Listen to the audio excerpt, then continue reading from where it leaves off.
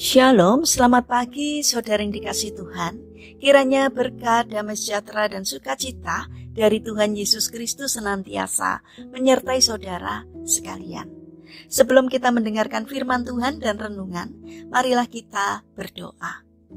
Tuhan Allah Bapa yang baik, kami sungguh bersyukur atas kebaikan dan kemurahan-Mu, karena Engkau selalu melindungi dan memberikan pertolongan dalam kehidupan kami.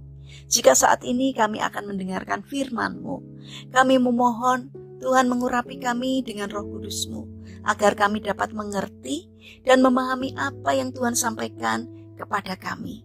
Dan biarlah firman-Mu selalu membimbing kami di dalam kami menjalani kehidupan ini, sehingga iman kami semakin hari semakin bertumbuh dan bertumbuh di dalam Engkau. Terima kasih Tuhan. Di dalam nama Tuhan Yesus Kristus kami berdoa. Amin. Saudara yang dikasihi Tuhan, bacaan firman Tuhan saat ini diambil dari surat 1 Yohanes pasal yang keempat ayat yang ke-20. Demikian sabda Tuhan. Jikalau seorang berkata, aku mengasihi Allah, dan ia membenci saudaranya, maka ia adalah pendusta. Karena barang siapa tidak mengasihi saudaranya yang dilihatnya, tidak mungkin mengasihi Allah yang tidak dilihatnya. Tema renungan saat ini adalah kasih bukanlah teori. Saudara yang dikasihi Tuhan, ada tradisi kuno yang menceritakan tentang hari-hari terakhir masa hidup Yohanes Penginjil. Dia hidup begitu lama sehingga sangat lemah. Ketika ada pertemuan, dia harus dituntun ke tempat pertemuan orang-orang beriman. Karena sudah begitu lemah, dia tidak dapat lagi menyampaikan wejangan yang panjang. Karena itu setiap kali ada pertemuan, dia selalu mengulang kata-kata. Hai anak-anakku, kasihilah satu sama lain. Murid-muridnya bosan mendengar perkataan itu terus. Karena itu mereka bertanya kepadanya, mengapa dia selalu mengulang hal yang sama itu? Yohanes kemudian menjawab, lakukan saja ini dan itu sudah cukup. Saudara yang terkasih, ada banyak orang yang menjadi pengikut Yesus dan mengasihi Dia, tetapi terbatas hanya di bibir saja, tidak sampai lubuk hati yang terdalam. Mengapa? Karena masih banyak dijumpai pengikut Yesus yang tekun beribadah, melayani, berkorban diri untuk Yesus, tetapi masih menyimpan dendam, amarah, sulit mengampuni sesamanya, sehingga kehadiran mereka menjadi batu sandungan bagi orang lain, terutama yang belum mengenal Yesus. Firman Tuhan hari ini menegaskan kepada kita bahwa jika kita mengasihi Allah tetapi membenci saudara kita, kita adalah seorang pendusta, yaitu pendusta di hadapan Allah dan manusia. Saudara yang dikasihi Tuhan, sudah berapa lamakah kita menjadi pengikut Yesus?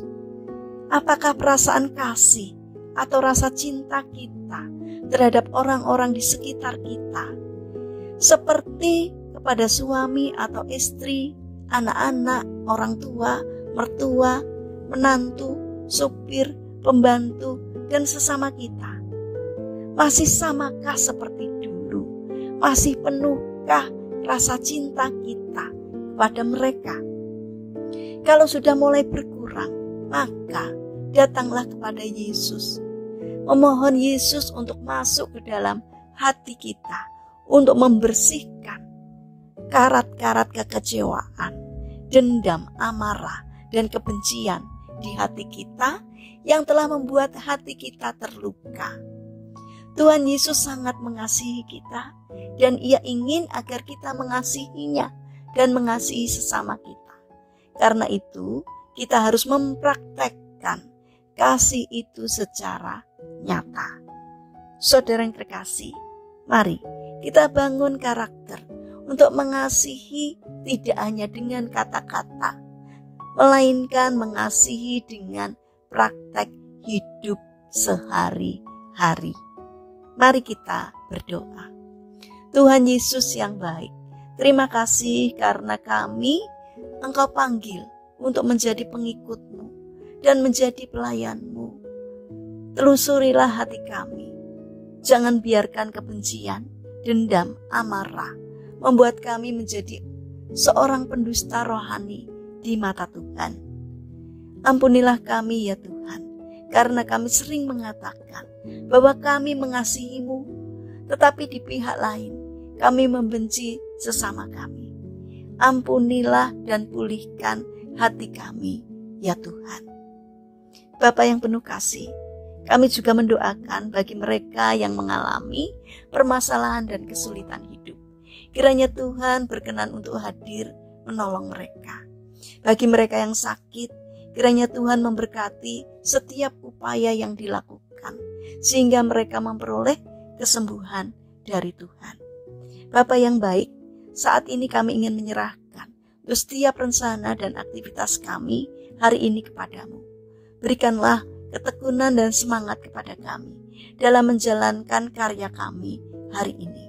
Kami mohon kiranya Tuhan yang menolong dan memberkati kami.